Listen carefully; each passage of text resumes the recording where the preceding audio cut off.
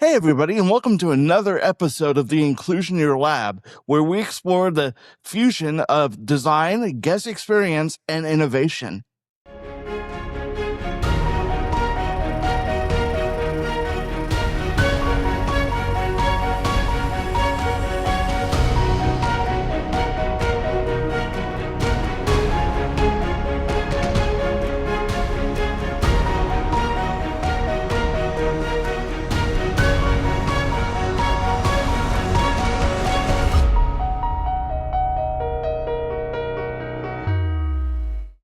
Today, my guest is Tom Burgesson. Tom is a very unique individual. He brings 40 years of design and architectural experience to the hospitality industry, and he's a partner at AO Architects in Orange County, California. Now, if you're watching me on YouTube, you'll probably notice that the rest of this episode looks like it's filmed at another time, and that's true because we had a few technical difficulties, but there was so much valuable information that was shared during this conversation that I didn't want you guys to miss out on it. So we're going to pick this up right in the middle of our conversation when I asked Tom specifically about what amenities does he look to put into hotels to make them stand out from the rest. So take it from here, Tom. Okay, sure, Mike. Thank you very much. Good morning.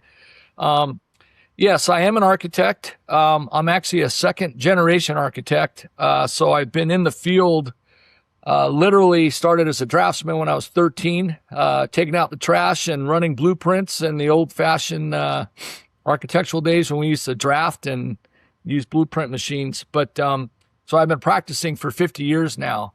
And I have worked at several large firms over the course of my career, but the last 12, 13 years I've been at AO, and in 2014 helped them start and open the hospitality studio that now has grown to be about 35 people in our studio. And we went from not doing any hotels to doing probably a dozen a year, and there's probably at any given time 24, 25 projects on the boards for future projects. And so it's been a great career. I'm heading towards the end of my career, another 5 to 7 years, depending on health and everything else. But AO is a national, actually an international office with a license in every state in California, in the United States. And we have 6 offices around the United States, with our main office being in Orange, California. And we've been there since 1974, and we're actually making our first move. We're moving into a new office building at the end of this year, just down the street from our existing office. But we're a multidisciplinary architectural firm that does just about everything. Started out as a firm that specializes in retail and apartment communities, and we've expanded that to do now industrial centers, data centers, medical office buildings, mixed-use projects. There's probably more restaurants and other things. So it's been a good ride. I've enjoyed it. I've been blessed. Yeah, I actually thought I was going to be the next generation Jerry West, but found out pretty early in my life that I was not a good enough basketball player to be in the NBA. So I took to following my dad's footsteps. I'm not sure if he wanted me to do that or not, but I just thought it was fascinating to see the creative process and how it develops into actual construction and the operating of beautiful buildings.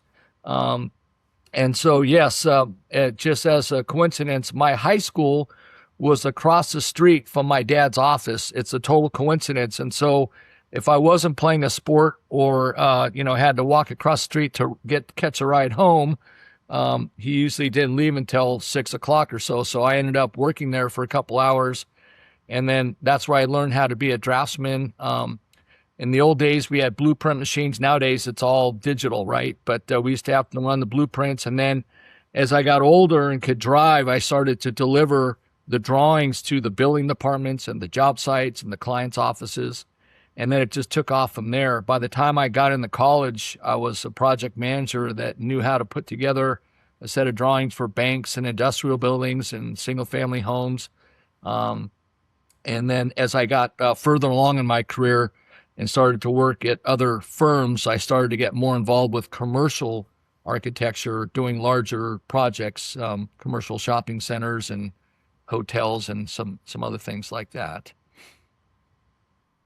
It really was. And actually, it started a few years before that during the economic downturn in 2007, 8, 9, when our industry was probably the tip of the spear with, the state of the economy at the time. And a lot of architectural firms were shutting down, laying off people. I saw that happening at our office. So I actually left and started my own firm. And at that time, retail, which was my specialty, was really dying on the vine, so to speak. And so I took the few retail projects I had, a few restaurants, an auto dealership, and a hotel. And that hotel was the first hotel that we did. There was actually a few guys that I hired that I brought on to my team. And we ended up being partners. We started our firm, and we started to do a couple of hotels, and then that grew to more and more hotels. And after about 5 years, we had enough of a resume and a reputation that Jack Selman, who was the guy that started AO, actually at the time was called Architects Orange, inquired to see if I would like to join them. And I had some friends over there, Robbie Deddy, Ken Smith, Sammy Saluto, Bruce Greenfield, that I'd worked with at a prior firm. And so it was kind of reuniting the team. And then between Bruce and Henry and myself, we really grew that studio, and we brought in some very talented people on the design side and the production side. So hopefully that gives you a little bit of a background how that all evolved. It was really just kind of pivoting. The industry that I had focused on, retail, was really struggling. If you think about it, shopping centers today have to be, there has to be some type of lifestyle or entertainment or sportstainment piece to it. The old-fashioned shopping centers where you have an anchor and some mini majors and some shop buildings are far and few between.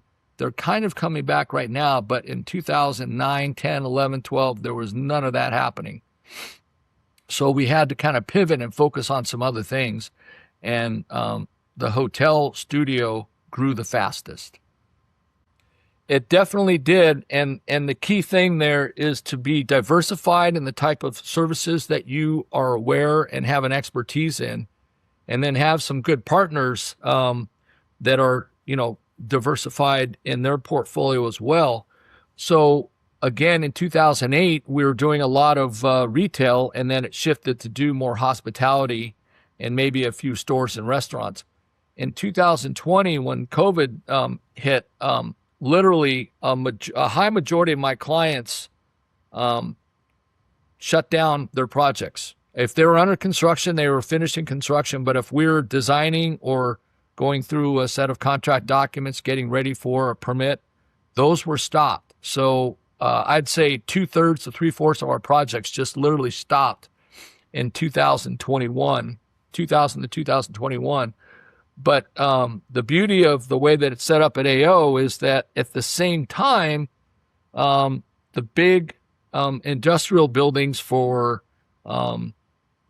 Amazon and some other, manufacturing companies were flourishing, because that's really the genesis or the peak of home delivery.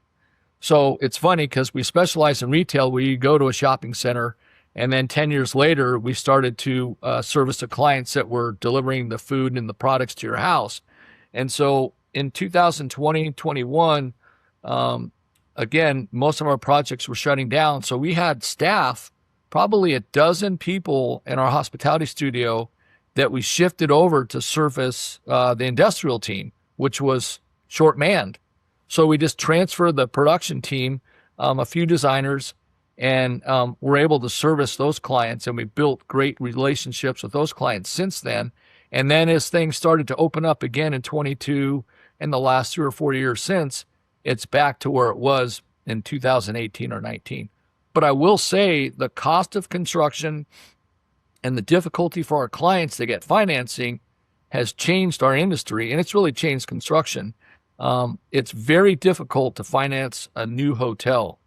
I would say pre-COVID, 85-90% of our work were new hotels. Post-COVID, I would say it's almost 50% are renovations of existing hotels. It just doesn't pencil. You have to have a really good piece of land with some amenities and a good location to be able to get the financing to build that hotel. The cost of construction is significantly more than it was 5 or 6 years ago. And so the lenders are especially the commercial lenders, are very tight with their money. A lot of the financing that we see for the projects that are going even today are private equity, getting small groups of investors instead of going to a commercial loan. So things have really changed, twice in the last, 15, 16 years, significant shifts in how we service our clients. Sure. I mean, value engineering is kind of the dirty word in our industry, but it happens on almost every project. And so what we like to suggest to our clients when they come to us with a new project is, just to make sure that they're aware of the cost of construction, because it's really, quite frankly, it's hard to believe how much it is to build these days. And then make sure that they have a strong capital and financing source. But as much as we try to pre-plan and try to be very careful how we design the building so it is very cost effective, almost every project goes through a round of value engineering. While we're going through the building permit process, it's usually going out to bid as well. And until then, it's just some budgetary numbers. But when we get that first round of hard bids from subcontractors, the prices are coming in even higher than expected. So we'll sit down with the contractor, his subs, the construction manager, and the client, and try to find the areas that we could save money. And a lot of it has to do with different materials, operating systems. And then to your question, Mike, we have to be careful with the materials and the detailing. Let's say on the exterior design, maybe we're going to simplify and it's not going to be as dramatic or handsome of a building, but we have to maintain all the high levels of accessibility and, some other sustainable codes that are required. Those are things that you just cannot take out. You have to incorporate it, which is the proper way to do things. So it's really just taking out some of the embellishments and then maybe looking at alternate systems for your HVAC and lighting and things like that. But we can still design a building that has, for the hotels, we can still design the hotels to have nice amenities. And that's really what the clientele is looking for nowadays. If you don't have a hotel in a great location, and if there's not a reason for them to go there, and if you're relying on business conferences, you're struggling. So the hotels that we're doing are relying more and more on taking advantage of a location in a city or a coastal community, views, proximity to some fun, cores of a city that have lifestyle and entertainment. And then we have to incorporate that into the hotel. And you don't have to get crazy with the things you do. You just have to think about the guest experience and you just put yourself in their shoes. What would you like to see if you're going to a hotel if it was a business meeting or with your family or on vacation? There's different levels of service and amenities for those types of users. Yeah, so some of the specific things that we're seeing and incorporating into our hotels, as far as the amenity goes, is some things you could do in the guest room itself, but really the focus is on the lobby and things that might be adjacent, or if you can afford the budget, rooftops. And so if I start at the top and work my way down, how's that sound? So on some of the nicer hotels that we're doing, and especially if there's a view, we're amenitizing the roof. And so an example of a recent project is the Bay Shores Hotel in Newport Beach, where it's an existing hotel that had been there since the 80s, and it was really run down, but in a great location on Balboa Peninsula. And so we worked with the city and the fire department to maximize the allowable size of the rooftop, and we created an amenities space that you have. It's outdoors. There's an elevator that provides accessibility to it, and there's views of the beach to the west and south, and then on the other side you have the view of the harbor, really 360-degree view. And so what the client has done is downstairs in the lobby they have kind of a little pastry and coffee shop. And even if you're not a guest of the hotel, so it's creating kind of a revenue source, an additional revenue source for the hotel, you can go and get a cup of coffee and a pastry and then go up the elevator and go enjoy that at a nice setting up on the roof. Different types of seating. You have couches, you have tall tops, you have tables and chairs with umbrellas, depending on what time of the day and the weather. But you have unobstructed views. And that's added an amenity for the guests of the hotel, but it's also brought in an additional revenue stream for the client. That's what they're looking for. So that's an example of taking advantage of a location and amenitizing the roof. There's a cost to it, and you have to worry about waterproofing. That's always a sensitive thing. But so far, that hotel has been open for about a year now. It's been a smashing success. Other hotels that we're putting in amenities might be down in the lobby, and we're trying to create some areas that might have some indoor-outdoor spaces. If the climate is proper and it's not too hot and humid or too cold, we might have a bar and a lounge area that is both inside, but it can drift out. You can open up with narrow doors and some other glazing systems to go out onto a nice patio, and maybe there's a pool beyond that. So if you were a guest staying at a hotel, you're going to be looking for those types of things. Right. And even if you go with a traditional, let's say a select service hotel, let's say a Courtyard by Marriott or a Hampton Inn by Hilton, if you can add some of those things, it's going to make it more attractive to stay there than the hotel down the street that doesn't have the amenities.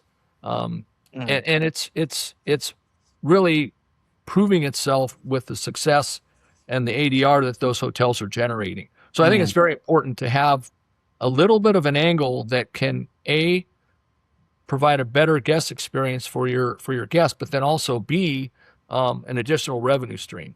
And it's usually around additional restaurant and or a bar or something like that to bring additional people in. Yeah. It's it kind of gets back to what we talked about earlier with mixed use development, right? These hotels are finding ways to be their own kind of mixed use structure to increase the revenue, bring in new revenue streams and whatnot. I want to shift gears now to talk about new builds versus renovations. But before I do, I would like to remind everybody to please like this video and subscribe to the channel. We have some really, really exciting news that is coming up just around the bend that we can't wait to tell everybody about. And so I want to make sure you sign up for all the latest updates on this channel because we got some really exciting stuff to talk about. So, but yeah, let's talk briefly about new builds versus renovations because you said, before the pandemic, you were looking at 85 to 90% new builds. Now it's like 50-50. Let's start with a new build first, and then we can talk about the reno, because I think probably new builds would well, I'll let you tell me, but I think new builds are probably more straightforward than a reno. So we'll start there. Very true. Yes. So new hotels, you have a clean slate. There's no obstructions. You have your site context. You have your program from your client, and although you want to be creative, it's a pretty straightforward process. You know what you need to do, and you try to be creative and effective in the use of your design and spaces and materials to be cost effective. So new builds are generally easier for the architects and contractors, although they're more costly than, as we were talking about earlier, 5 or 6 years ago. The renovation of an existing hotel is very complex for multiple reasons. Depending on the age of the hotel, it might not have any of the requirements that the building codes now require. So let's say you have a hotel that was built in even the 80s, and here it is 40 years later. You want to renovate the hotel, and there's different types of renovations. A lot of our clients will do property improvement program, a PIP, and those things they do every 7 to 10 years. Those are pretty straightforward. It's more FF&E and some other things. But some of the older hotels were doing major renovations or retrofits. And what we're finding is there's usually a domino effect with the HVAC, the lighting, the electrical systems, and your ADA accessibility. Because back then, even 30 years ago, the requirements did not address the needs, right? There were still problems in those designs. And so we're incorporating more accessible rooms and different types for hearing and vision and disabled, physically disabled. So your rooms are generally larger. The major impact, though, is on your bathrooms. And what happens is you might have an existing hotel and the bathrooms are your traditional, you kind of walk in, there's a sink and a toilet and a shower tub, and there's probably 3 feet between them. Right. You don't have the clearances, you don't have the right height, you don't have the grab bars. And so those bathrooms have to increase 50%, sometimes double their size.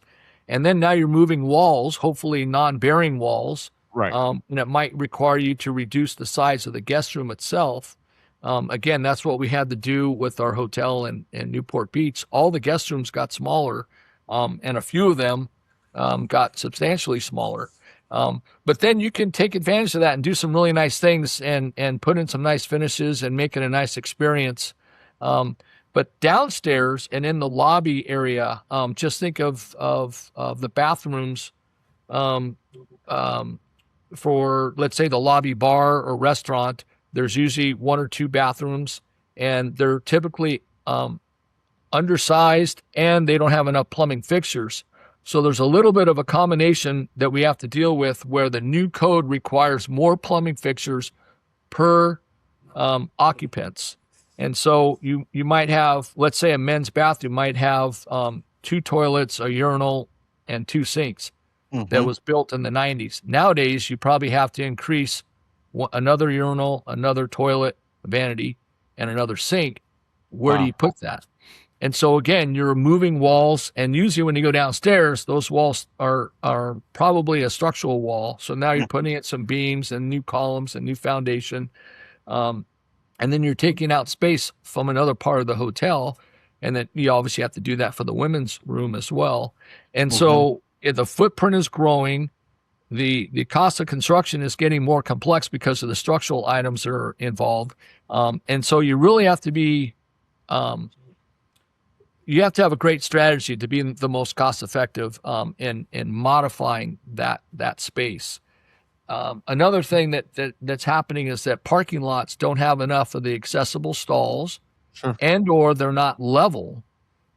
Or what we see the most is it might be a level parking stall, but then the path of travel to the front door and into the lobby is not accessible. It's too steep, or it's not wide enough, or it's got too many turns. And so that is something that we have to address on a site basis. And a lot of our clients don't, they might generally understand that, but they're usually surprised at how much is required to do. But in addition to just making the hotel more accessible, the sustainable code is a substantial change from even 10 years ago, Sure. with our energy systems and the solar and backup batteries, and it's really causing a lot of problems for our clients. That's actually a major hurdle that we're really struggling with on our renovation projects.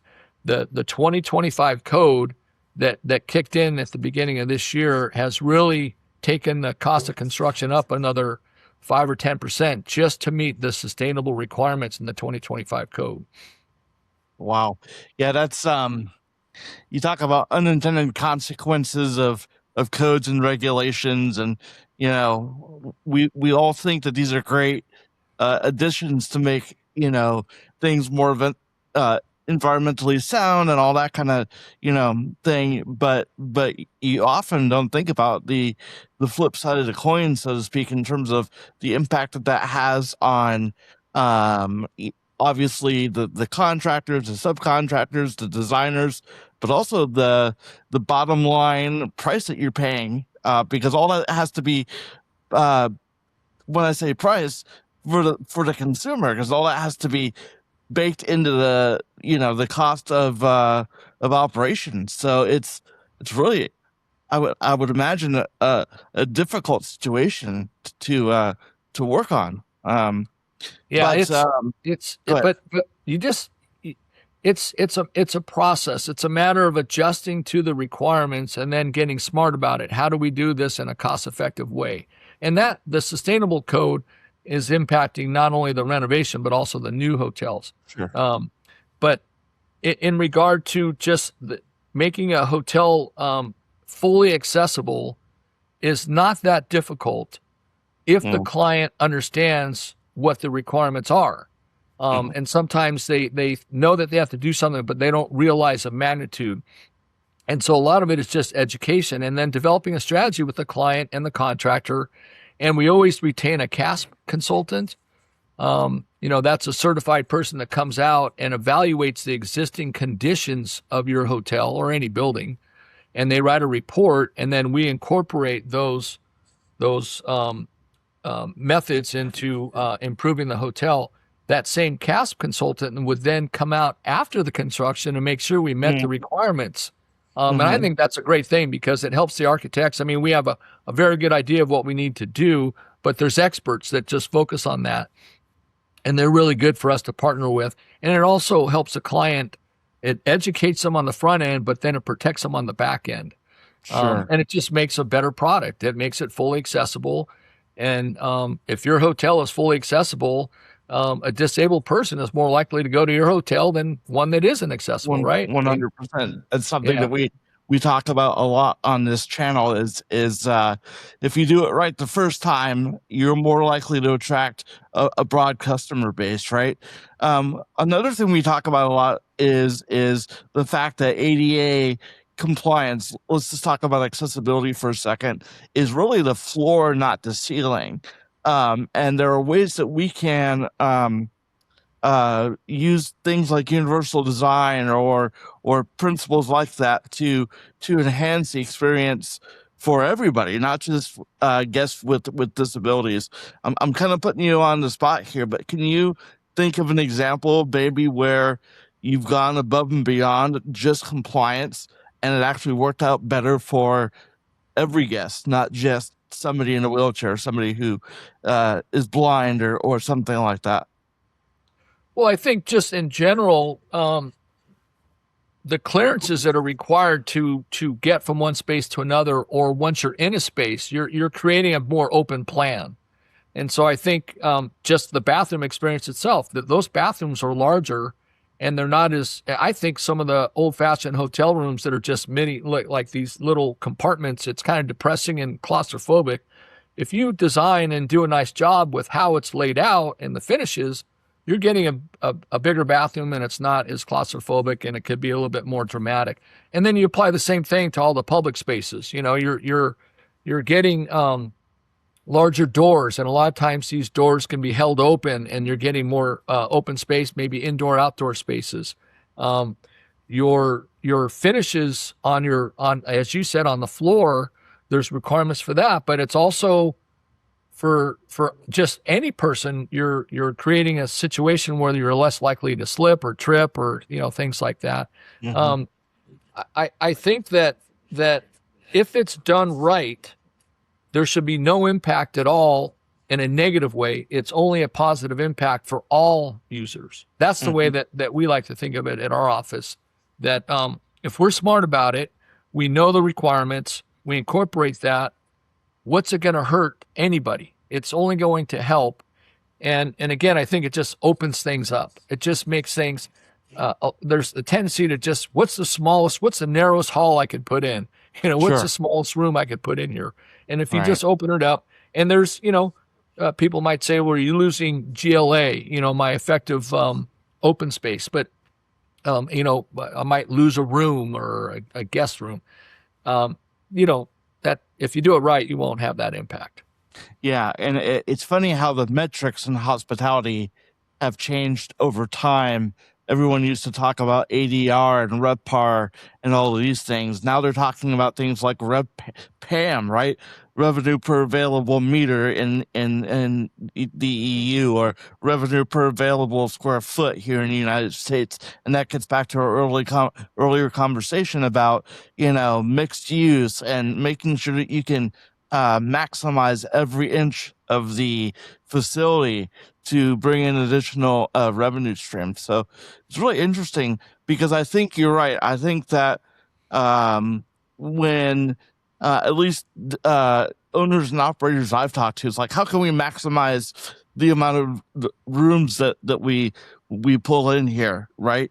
But if you think about it outside the box a little bit, you can pull in a higher ADR. You can pull in guests that are looking for more than just a pillow to sleep on at night and a shower to take make sure that they're clean in the morning. So it's really fascinating to see all that kind of come together. Yeah, I think again with a new building, it's easy to incorporate the requirements. Hmm. And again, I think you're creating better spaces as a byproduct of that.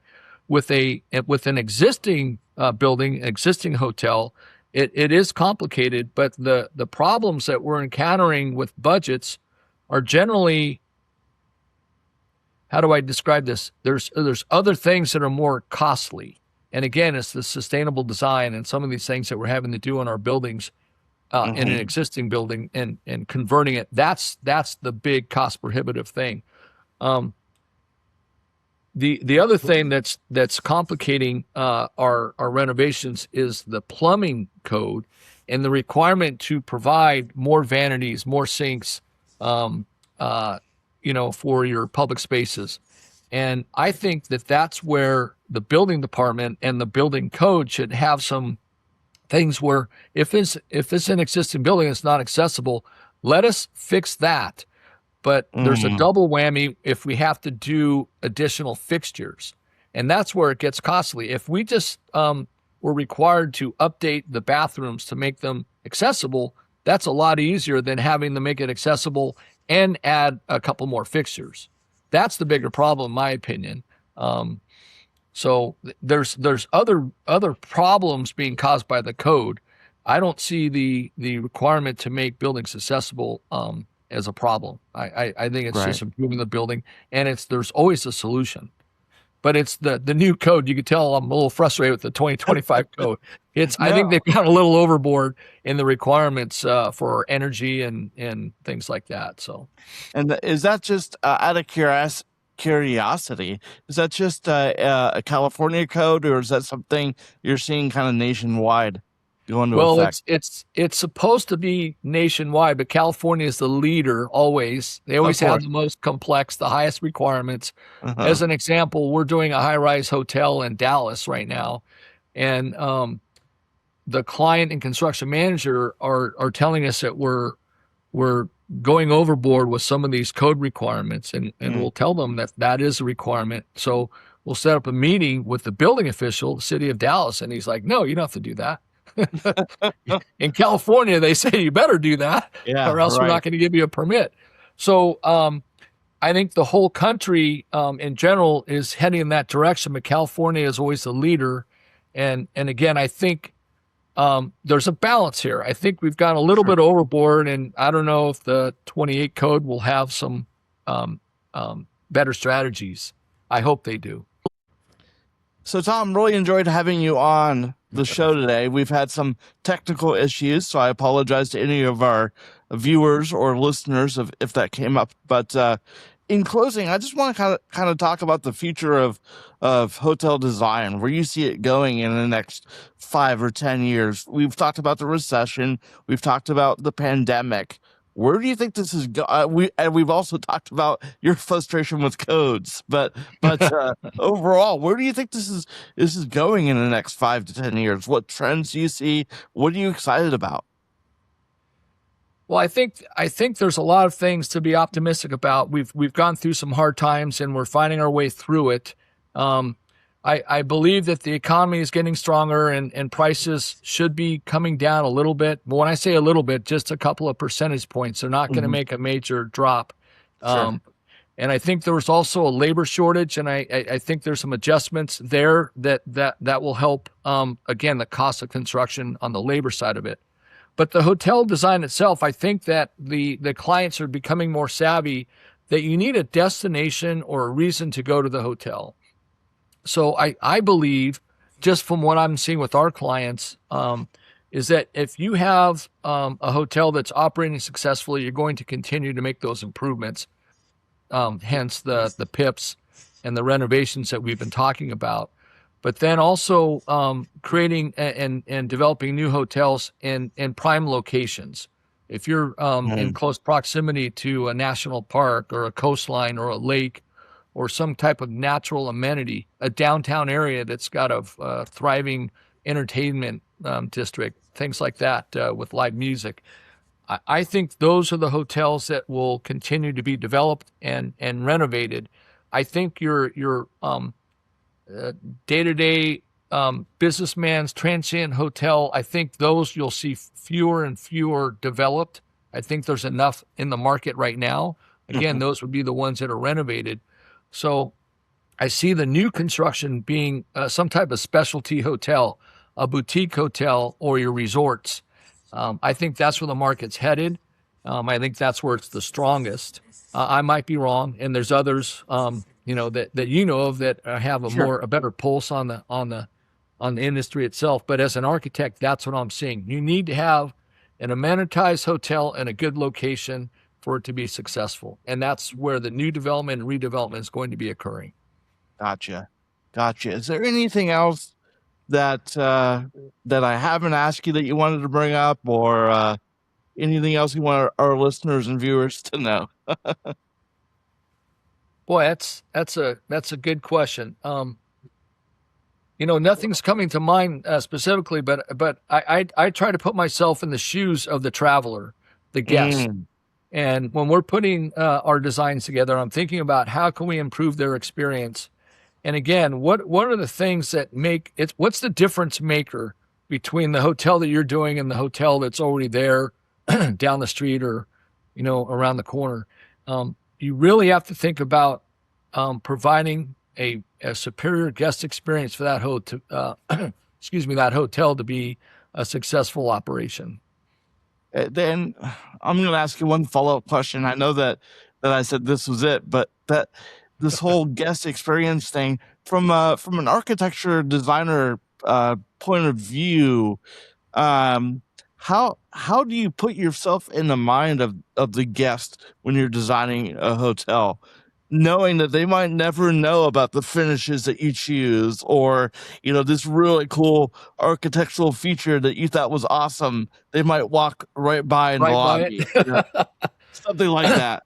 Well, that's the difference. That's the difference between an architect and someone that is an architect, because I find myself looking around and thinking, boy, that's nice. I wonder what the thought process was to put that together. If I'm traveling with my wife, she might not have any idea what I'm doing, just wondering why I'm, daydreaming or looking off in the corner of a building or something. So yeah, I think architects just think differently. But if you do something that is successful, they will notice it, and they will appreciate it, and they will say, I want to come back. Yeah. But in addition to the design, Mike, we focus on the design because I'm an architect, but the operators are also the finishing touches. If you have a good hotel staff and a good management company that is providing that hospitality that is needed, that attention to the clientele, that's probably even a bigger difference maker than the design and the experience of the physical structure.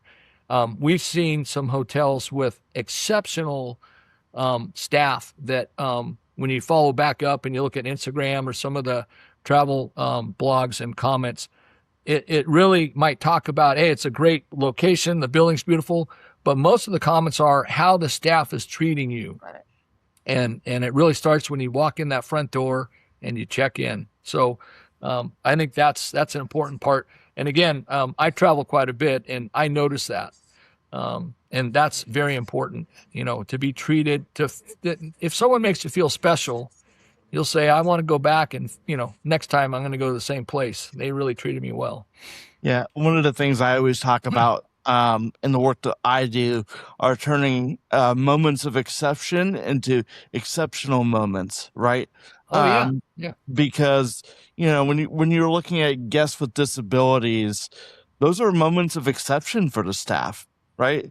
They're not always sure how to handle it, or it's not a usual circumstance. But if you do it right and it's baked into your culture and your just company culture, really, and the way that you service your customers, you can really turn those moments of exception into exceptional moments, and that's what really separates a standard hotel experience from one where you go, wow, I really had a good experience there. So that's why we talk so often here in the lab about design, guest experience, and innovation, because it's a 3-pillar system that has to work together. And if you don't have one of those pillars, the whole structure kind of seems to fall apart. So that's a great place to end it. I didn't mean to be, I didn't mean to go into, my soapbox for a minute there, but that just brought to mind exactly why I do what I do. Because no, I love it, and I'm going to copy your words when I talk with my staff when we talk about future projects. I love that. Was a well stated. It was a great statement, and I appreciate it. Yeah, and who knows what might come this fall? Wink, wink. Like I said, we've got some exciting things to announce on this channel. So with that, before we leave you, how can people get a hold of you, learn more about you, whether they're a hotel owner, operator, or an investor looking to start a new project, or somebody looking to renovate a hotel? What's the best way to get a hold of you? There's a couple ways. So go to our website, which is aoarchitects.com. You can email me at Tom. Well, my email address is tom@aoarchitects.com. Or you can call me, 949-275-2542. That's my cell phone. It's always with me. That was pretty good, Tom. That was like the radio voice. Call me anytime at 949. Yeah. I wish I had the radio voice, not the nasally sound, but I tried, Mike. Yeah, I know. We always hate the sound of our voices. But with that, I'm going to leave it right there before we get too far into the tangent of voices on podcasts. So I just want to thank everyone for tuning into this episode of the Inclusioneer Lab, and tune in next time for more great guests. Until then, we'll talk to you later. Thanks, Mike. Thank you. Take care.